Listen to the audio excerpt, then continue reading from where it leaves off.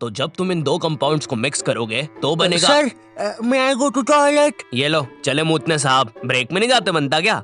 वो sir break में अजीब सी चीजें होती है टॉयलेट में। ये क्या? ये बैटल तो बड़ी खतरनाक लग रही है। चड्डा, मैं तुम्हें चुनता हूँ। चड्डा चड्डा चड्डा चड्डा एक रॉक टाइप पोकेमॉन जिसका बाप ऑटो चलाता है और ये भाटे मार के लोगों के सर फोड़ देता है। पागल सा कहीं का। ये चड्डा को कैसे हराएगा? हाँ, अब इसको क्या होगा?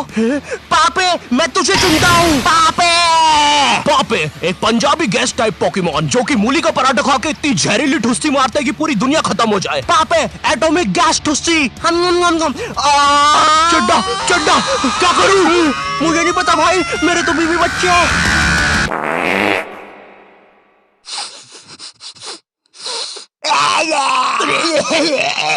टीनेजर्स नहीं, ये वीडियो ऐसे स्टार्ट नहीं होगी। ये तो बस मैं तुम्हें बताना चाहता था कि ब्रेक में बॉयज टॉयलेट में कैसी हरकतें होती है, और ये भी बस उसका 1% था। गर्ल्स टॉयलेट के बारे में मुझे ज्यादा पता नहीं है, या मुझे पता है। नहीं, मुझे नहीं पता, या मुझे। मीनवाइल इन गर्ल्स टॉयलेट,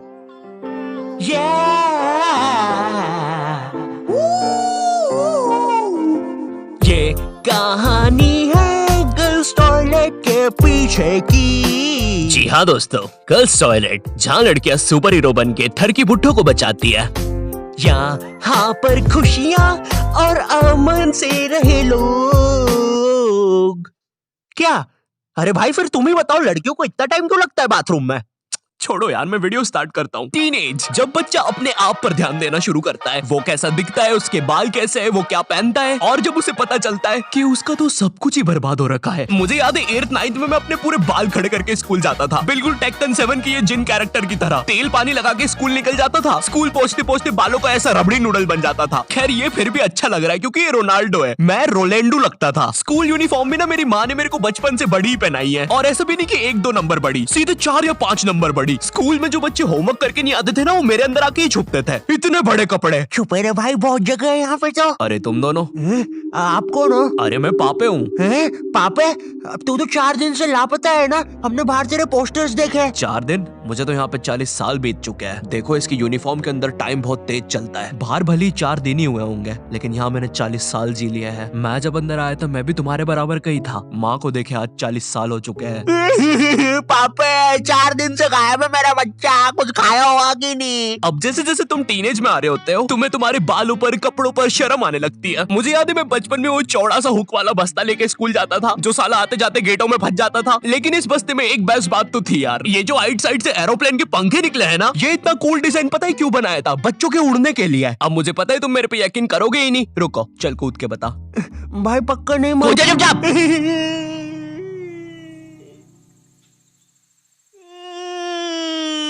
मैंने तो बोले।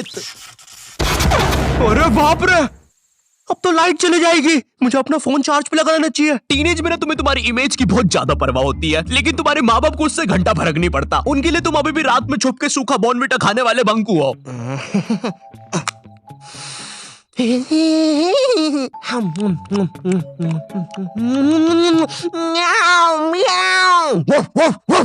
बॉर्नविटा सूखा तो बिल्कुल ना खाने दे बच्चों को। भाई मेरी इमेज की तो ना पहले से ही धज्जियां उड़ रखी थी मेरी मम्मी की वजह से। मैं ना स्कूल बस से जाता था, और डेली जैसी मैं बस में चढ़ने वाला होता था, उसी समय मेरी मम्मी को याद आता था, अरे ये दूध पीना तो भूल ही गया। भगते भगते उबलता हुआ दूध और बादाम लेके मेरी मम्मी बस के सामने खड़ जाती थी कि जब तक मैं वो उबलता हुआ गरम गरम दूध खत्म नहीं करूंगा कोई कहीं नहीं जाएगा। भाई मेरी माँ एक दूध के गिलास और 2 बादाम के साथ पूरी बस हाईजैक कर लेती थी। अब ना सारा प्रेशर मुझ पे होता था, क्योंकि मुझे वो 100 सेल्सियस का लावा जितना गर्म दूध 10 सेकंड में गटकना है, क्योंकि अब बस के सारे बच्चे इंक्लूडिंग ड्राइवर और कंडक्टर भैया सबकी नजर मुझ पे ही है। वो गर्म दूध गटकने के बाद मेरा गला कुछ ऐसा हो जाता था। वैसे ये मेरी फोटो लीक कौन कर रहा है बे? टीनेज में तुम्हारे माँ बाप तुम्हारी प्राइवेसी की धज्जियां उड़ा के रख देते हैं। एग्जाम्पल के लिए अगर तुम अपना फोन कहीं छोड़ के जाओगे, ये पक्का चेक करेंगे, और अगर तुम बोल के जाओगे मेरे फोन पे किसी का भी फोन आए तो उठाना मत, फिर तो पक्का उठाएंगे। और चलो फोन उठा लिया कोई दिक्कत नहीं है, लेकिन अब बात भी तो करो सामने वाले से। फोन उठा के चुपचाप खड़ जाएंगे। इनको पता लगाना होता है कि सामने वाला कौन है, क्योंकि इनको लगता है कि तुम्हें बस लड़कियां ही फोन करेगी।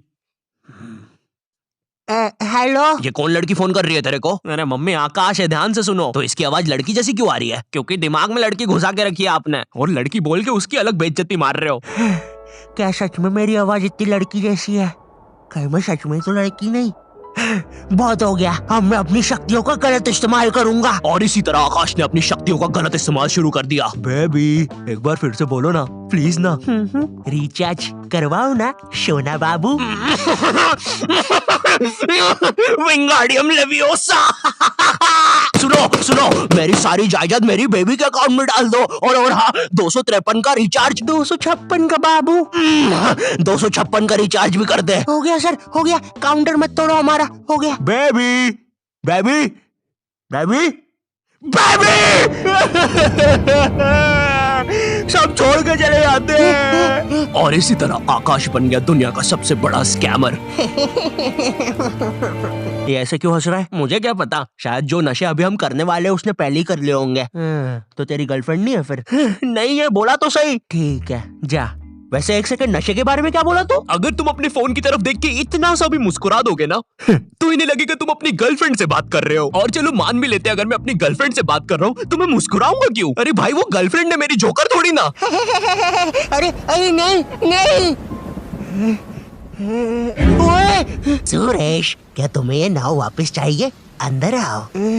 ओए रहने दे, नाली वाली नाव है वैसे भी, तू ही रख ले। और तेरे को शायद कहीं देखा है मैंने।